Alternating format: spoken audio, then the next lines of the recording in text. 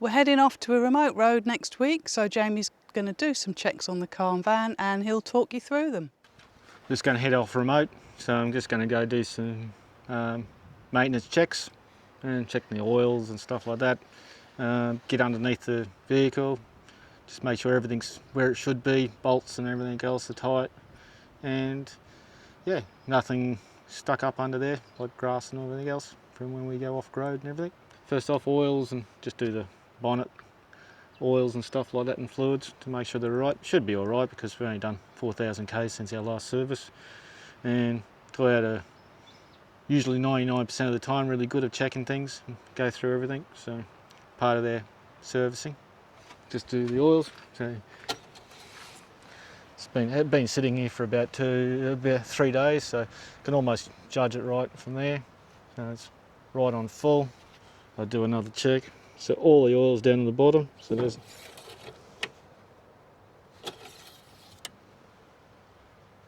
perfect. Still fairly clean too, so it's good. And yeah, clutch and the brake, power steering fluid. Yep, it's all good. Good with these ones all these days. They're all clear, so you don't have to check. Open it up to check. Same with the coolant as well. It's hot when it's cool. So yeah, so it's all very good. I don't carry spare coolant. There's always water just to get you by. So as long as you don't run it forever. You're just getting in, checking everything, so all seems to be good. The belt, so a bit of play. Bit hard to adjust things these days, but you can always just double check. But that's why I'm always fairly stringent on my servicing. So that's what the Toyota mechanics get paid for. Yeah, just checking wires. So there's wire here that I've put in. Started just a rubber because the way the angle was that I needed to have. I'll put some insulation tape around it. It's not going to be any harm, but nothing's touching it. But You never know. you never know. Check the oil, the fuel filter, the bowl underneath. Now I've got two filters, fuel filters, so like we did on the way to Alice, out of Alice Springs on the way up to Darwin. So. And then to my old tarp that I've had for probably about 30 years. It was a lot bigger. I've had it cut down and spun many uses, but good tarp to put underneath the vehicle to check. And then if Bridie's not around, I can always have a little sleep under there, and she doesn't know that thinks I'm doing stuff. Just see his legs sticking out. Yeah, yep. So you're just underneath, just checking everything. All seems to be in order. Nothing glaringly coming out and stuff like that. Suspension. Checking the split pins and stuff like that with the bolts. Make sure all the cables and hoses are all good, where they're supposed to be. Reservoirs are all where they're supposed to be in tight, so otherwise they get caught on the wheels when you go on full lock. No leaks and everything else coming down from the engine, which it shouldn't be because it's only 3 years old, or 3 to 4 years old. I'm just working away at the front, going from the front all the way down the back, just giving it a check over. Yeah, just under the van now, just going through and check everything sort of seems to be in order. We haven't done that much since we've had the service, so a lot of checking my stuff with the extra mud flaps that I did underneath. Check the screws, make sure they're all in there. Checking the water, make sure they're good. Just going to grab shifter, so you can always just do a little check of everything. And one spin underneath everything. So go through. We've had the wheel alignment. I've done an oil grease there probably about 1,000 k's ago, and yeah, just keeping it up to date. Make sure nothing's hanging down. Check and make sure the nuts are on the bolts, so you don't have them spearing coming out. And yeah, and losing the suspension and we get caught somewhere. So it's all been torqued and everything else, so should all be good. So we're just going through and checking it. Done the wheel nuts a couple of days ago, and yeah, make sure all these cables and everything else, which I was been checked on a regular basis anyway. So. Going around, just checking the nuts. So I noticed that the back ones are a little bit loose, so I thought I'd double check, just tightening these nuts a bit, because they have got lock nuts on, so they shouldn't come undone. That's probably where they were.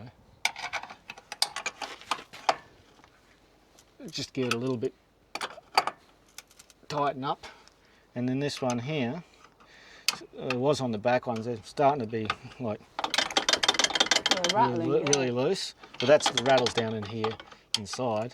So just tighten this up. They're designed to be like they are, but the nuts not to come off,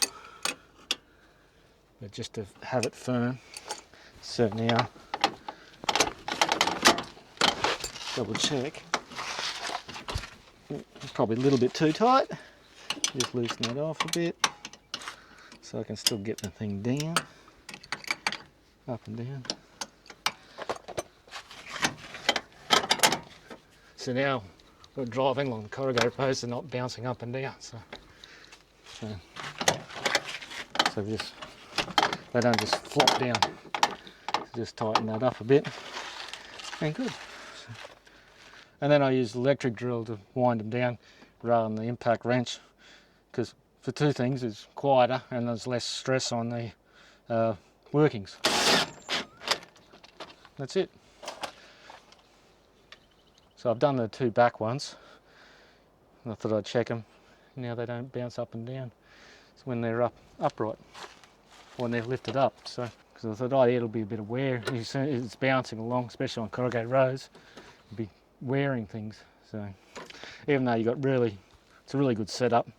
They are the cheaper option compared to some of the more flashy like the ones. Boss ones. Like the I was going to mention like the Boss ones, but they've got two massive big bolts, like pin bolts, that go in, and they hold it up and hold it down, hold it in this position, and when it's upright, it holds it it's upright there. So there's no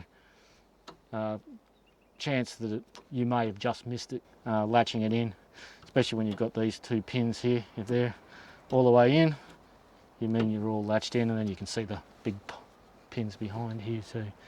So we've seen other ones that the bottoms have fallen off because they've grabbed them or whatever, or didn't get it latched up properly. So, but happy with these. Yep. So these are good.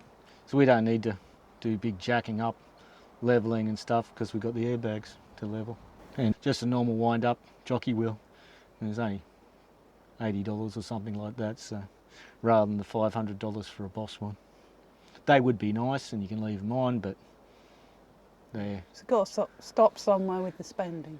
Yeah, that's right. And I can get 5 of those wind up ones for one Boss one. We're on our second one, aren't we? We're on our second one. Yeah. But that's because I didn't have anywhere when we first got the van to put them in, or I hadn't worked it out, and I got it all dirty and I bumped it and broke it and stuff like that. So, but user error. User error. And now I've got a nice little spot for it in the toolbox, so it sits in there and it keeps it out of the dust and everything else when we go away, off road. As you can see, we've got brand new tyres. We got them done about 3 weeks ago, so there's heaps of tread there. Just been up on the top of the caravan. You can climb on these ones. Clean the solar panels off after the bit of rain and dust we had the other day, and yeah, check to make sure that all the solar panels are secured and everything else. Just done all my checks, and I've just all I need to do was tighten the stabilising legs and maybe a little tiny turn on the water tank bolts. That's about it. Probably half turn, just to double check. So all good to go. And this is why we do our regular servicing every 10k for the cruiser and every 20,000 for the van. That's it for this episode of Caravan Clinic. If you enjoyed the video, give it a like and leave us a comment. Make sure you subscribe so you don't miss where we're heading next. We'll see you there, and until then, safe travels.